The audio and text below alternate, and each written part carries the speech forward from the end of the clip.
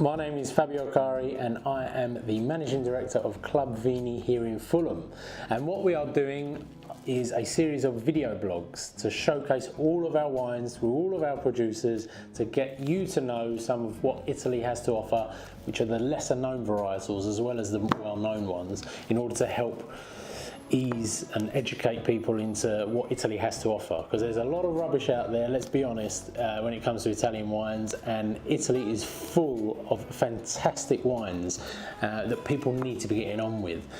So hopefully these videos will help you choose and pick something you might not necessarily pick when you go to the supermarket or to the shops.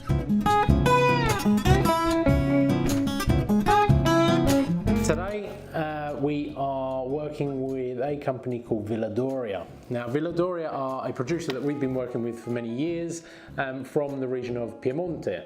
Now these guys have been doing wine for a very, very long time, and they produce great, elegant, traditional wines.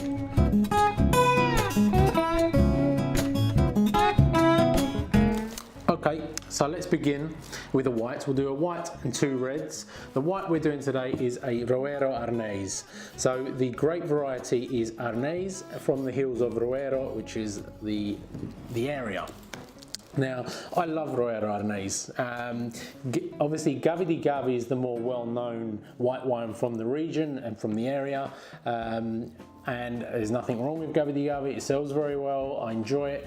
I feel that this Roero Arnese has a lot more to give. This is something that's really, it's actually cheaper. It actually comes in a better value, so I won't use the word cheap, I'll use the word better value. This is better value than a Gavi di Gavi, and I feel that you get a lot more for it. So this one here is a 2016 Roero Arnese. It's very clear and crisp. These are all hand harvested. Every single one of these are hand harvested grapes. Okay, so again, we're looking at a clear, crisp, slight golden yellow colour, nothing too intense on the nose, but you're getting the same sort of straw sort of colour, grassy sort of aromas, which is fine. Stone fruits. On the taste, you're getting great freshness. Great balance. Again, there's just that little bit more complexity that you have in an Arnese than you do on a Gavi di Gavi. This is something that I really enjoy. I mean, this is a wine that you're going to pair with something light. This will go great with oysters, seafood, but nothing too overpowering, because you don't want the food overpowering the wine or the wine overpowering the food. This is a very light wine, easy drinking. This can be, again, whatever you're going to pair with it, it needs to be light, nothing too strong or overpowering. But again, very pleasant wine, very easy drinking, nothing wrong with that at all. And when the sun finally comes out, this is something I'll be drinking outside with a nice bit of fish or seafood. Okay, so moving on to our second wine, we're now going to be going on to Dolcetto d'Alba. This is a very understated wine here in the UK. There's a lot of Barbera around, which is its brother, and Dolcetto also, I think there's a misconception with Dolce, people thinking it's maybe a sweet wine when actually it's not. It's actually a dry red wine. There's slight sort of sweet tendencies, but it's not a sweet wine. This is a dry wine, which is great. I mean, it's so understated, and I think more and more people need to try it. So let's give it a go. So again, this is 100% Dolcetto from the hills of Alba. And you get very sort of fresh aromas here. You get fresh violets, fresh red fruits, cherries, berries, really coming through. And this is a real classic wine from Piemonte, which again, I keep sort of emphasising that it needs a bit more prominence here in the UK, and more and more people need to try it. Every time we do a tasting, this wine here is something that people really say, wow, because they've never even looked at trying it. So let's give this a go.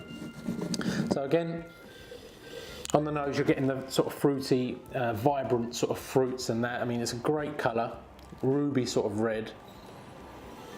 It's actually quite intense. I mean, the smell is, as I say, it's not too complex, which is great. You're getting this sort of berry, violet sort of aromas, cherries. but it's very soft. It's not overpowering. It's not really in your face. It's actually very traditional in that sense. Whereas it's dry, but it's not too much in your face. A lot of the new world wines are very sort of fruit forward in your face. This has that, but it's very sort of subtle, which is what I like about it, and which is what makes it a real traditional sort of wine. So, okay, so on the mouth.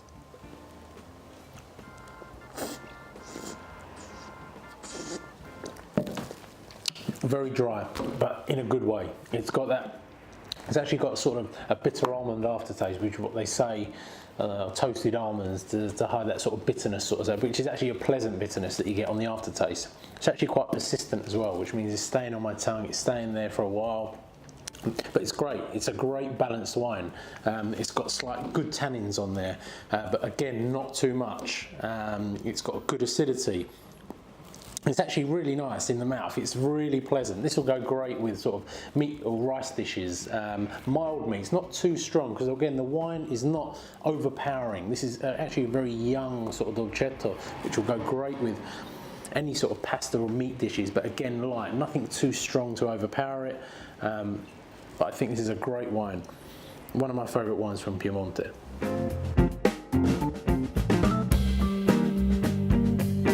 We are now going with Barbaresco.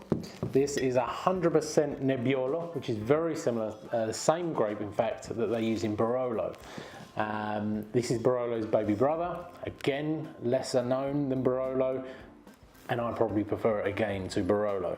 This one is 2015. Barbaresco can age for 10 or even up to 15 years quite easily, depending on the vintage. I mean, the grape itself, Nebbiolo, is made to be aged. It needs time to express itself. So you really want to be buying something that's at least 5 years old in order to get a good expression of Nebbiolo. And this one I'm quite excited about. And again, more and more people need to try Barbaresco as opposed to Barolo. Not only do you save some money sometimes on it, you get so much for that money as well, which is what I love about Italian wines, is that you don't have to spend through the roof to get some absolutely fantastic wines. Okay, so let's give this a go. So again, 100% Nebbiolo, which is the same as Barolo, which is actually a very difficult grape to grow. The skins are very thin, it needs a lot of looking after. But if you do it well and you do it right, you can produce some amazing wine from here. Now the colour is, as like Barolo, is actually very sort of pale in colour. Now I don't know if you can see that, but you can see right through it. Which is not really an indication of its strength, because it's a very powerful wine. What you're going to be trying here is very powerful, elegant wine, but the colour never really gives that away because it's actually quite light. Okay, so let's give this a go. It's got nice sort of garnet, sort of brown colour with sort of ruby hues, which is a beautiful sort of colour for a wine. I love that sort of garnet colour you get. Wow, so on the nose, I mean, this is a very complex wine, and when I say complex, I mean I'm picking up lots of different flavours here. I'm getting vanilla, I'm getting white pepper, aniseed, dry violets, and again you start getting into those sort of tobacco leather flavours that you get in the real big boy wines, and this is, don't get me wrong, this is a big boy wine. Okay, I can't wait to taste it actually. Okay.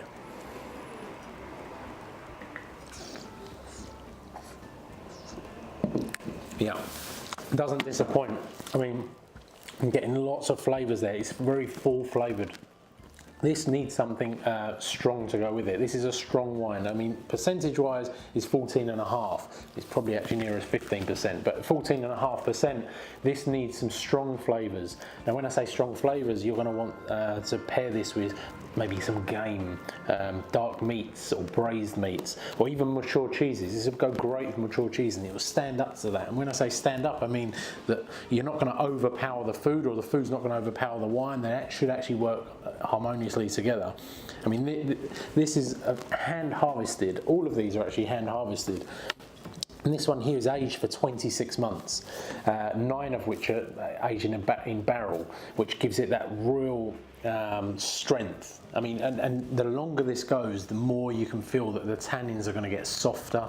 The complexity might start to vanish, but that's by no means a bad thing. This is something that, in time, the tannins will start to sort of balance even more and sort of soften. I mean, they're starting to soften now. This is 2015. And it's good to go now, but I know this has got legs, and this will go for even longer. So it's quite exciting to see what this can do, and this is already changing. I mean, since I've just had it here, it's changing in the glass, which is a great sign of any good wine, that the aromas change in the glass. Even while I'm talking to you, you know, now, I mean, you still get the sort of aniseed bits and pieces, but it's changing, evolving in the glass. I mean, the wine's a living thing, and this is definitely proof of it. You can see the tears. I don't know if you can see the tears on the glass. It's got great residual sugar there. I mean, it's a very balanced wine. It's something that I really enjoy, and hopefully you'll enjoy too.